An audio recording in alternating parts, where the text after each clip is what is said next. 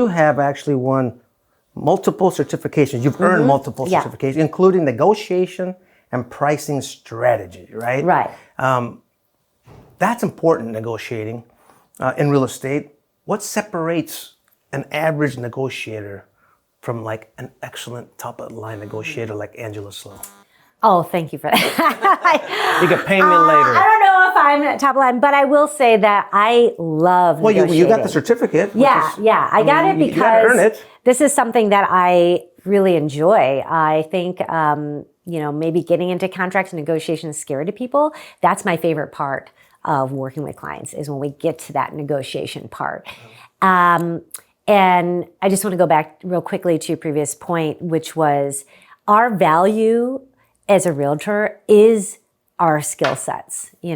Again, I think there was Red Door? It was a company that tried to take out the agent and only have people go online to broker deals and find homes. Redfin, I think it was. Redfin. Was it Redfin doing that? It was Red Door or Purple Door? I don't remember. I don't know. Anyway, it failed. Company A, all right. Yeah, it failed. And I think a big part of it is because this type of business is very much about what our skills bring to the table. Right. That can't be done online. And when you negotiate, it's not going to be through a computer. So I feel like those things won't replace us. I hope they don't replace us.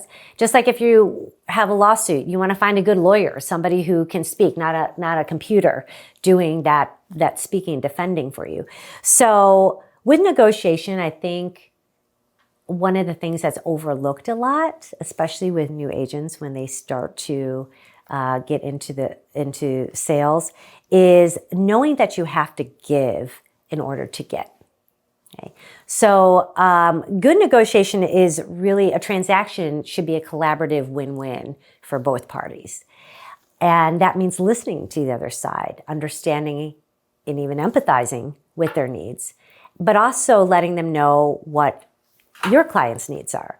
So the other side isn't your enemy.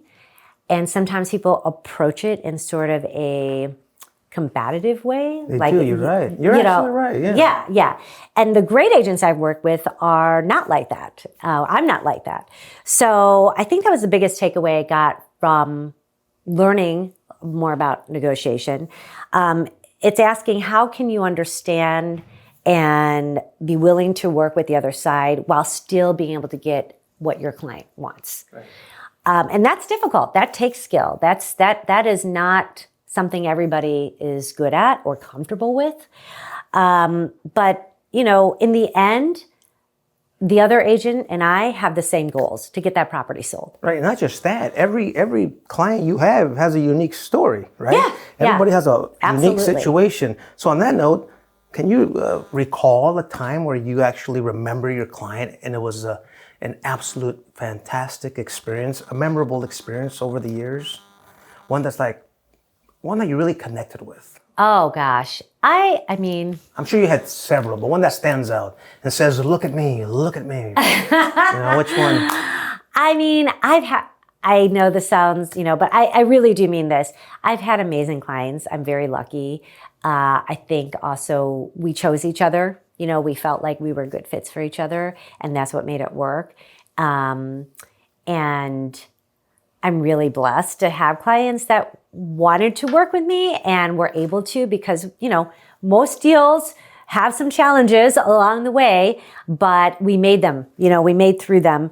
But I guess I had a recent one where it was a challenging situation for my client, not so much for me. Right. She was selling a property for her sister who had health issues.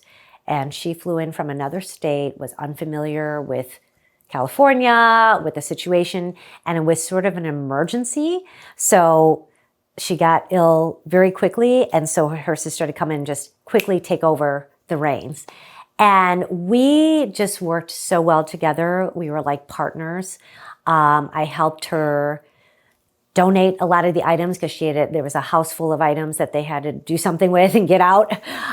So I helped her take items to donation. I helped her sell some of the items online. I helped hire all of the cleaning service, handyman that came in.